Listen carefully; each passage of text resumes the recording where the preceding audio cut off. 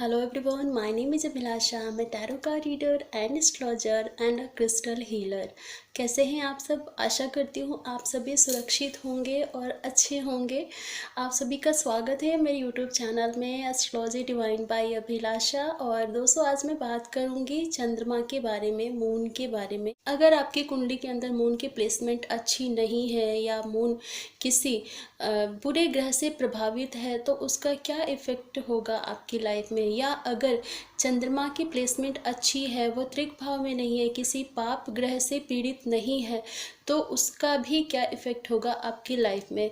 Friends, सबसे पहले जो है चंद्रमा है वो उसका कलर वाइट है, बहुत ही फास्ट मूवमेंट प्लैनेट है। वो एवरीडे एक राशि को चेंज करता है। चंद्रमा मन का कारक है, चंद्रमा माता का कारक है। हमारे डे टू डे लाइफ में जो भी प्रॉब्लम्स आती हैं, जो भी हमारे माइंड में चलती रहती हैं, जो थॉट्स, वो सारे चंद्रमा के इफ़ेक्ट के कारण ही होता है। तो इस वीडियो में हम बात करेंगे कि अगर आपकी कुंडली के अंदर चंद्रमा अगर वीक है तो क्या इफ़ेक्ट होगा। और आप बिना कुंडली देखे ही जान सकते हैं कि कहीं ना कहीं आपका जो चंद्रमा है वो वीक है, आपको परेशान कर रहा है। तो ये सारी चीज़ें हम यहाँ पे डिस्कस करेंगे।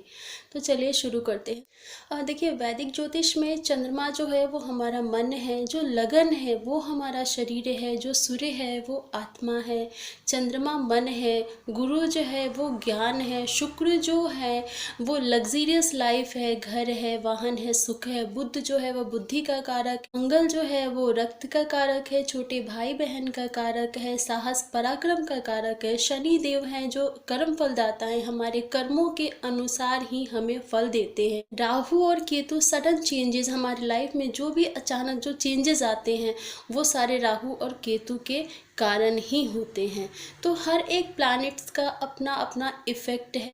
अब जानते हैं कि चंद्रमा के कमजोर होने का क्या लक्षण है। कैसे जाने कि आपकी कुंडली के अंदर चंद्रमा जो है वो वीक है, चंद्रमा कमज़ोर है, उनके क्या लक्षण है, ऐसे लोगों के क्या लक्षण होते हैं। देखिए, सबसे पहले तो इनमें बहुत ही ज़्यादा डिप्रेस्ड होते हैं ऐसे लोग, मानसिक तनाव से ग्रसित होते हैं। इनका सोसाइटल नेचर हो जाता है, ये बहुत जल्दी निराशावादी हो जाते हैं। अगर इन्हें किसी भी चीज़ में सफलता नहीं मिलती है तो ये बहुत ही जल्दी गिव अप कर लेते हैं, हार मान लेते हैं, निराशा की तरफ खुद को ढकेल लेते हैं। इनको पानी से संबंधित जो है वो सपने आते हैं, जैसे कि नाव की सैर करना, बारिश, कहीं से पानी का टपकना, और ये अचानक सोते सोते नींद से उठ जाते हैं ऐसे लोग। इनके जो बाल हैं वो समय से पहले ही, छोटी उम्र में ही सफ़ेद होने शुरू हो जाते हैं। तो देखिए, जिन लोगों को ऐसी प्रॉब्लम है तो समझ लीजिएगा कि इनके कुंडली के अंदर कहीं ना कहीं चंद्रमा पीड़ित है।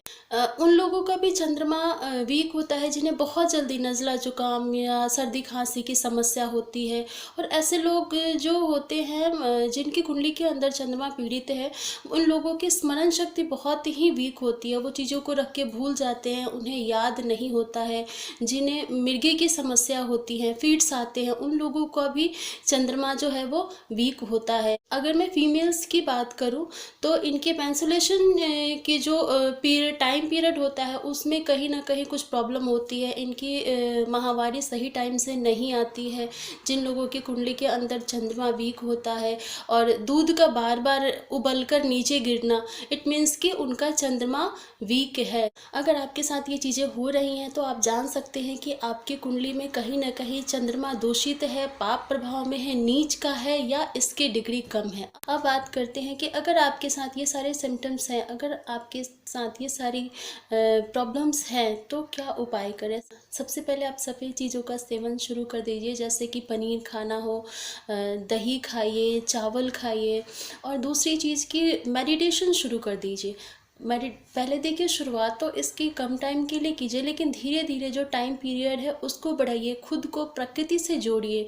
मॉर्निंग वॉक कीजिए, या हो सके तो किसी पवित्र नदी में स्नान कीजिए। ये बहुत बड़ा इसको मैंने देखा हुआ और खुद भी पर्सनल लाइफ में मैंने इस चीज़ों को, कई चीज़ों को करके देखा है। बहुत ही इफेक्ट पड़ता है। अगर आपकी कुंडली के अंदर अगर चंद्रमा पीड़ित हो तो आप जो पवित्र स्थल की जो नदियाँ हैं वहाँ पे साल में एक बार स्नान के लिए ज़रूर जाएं।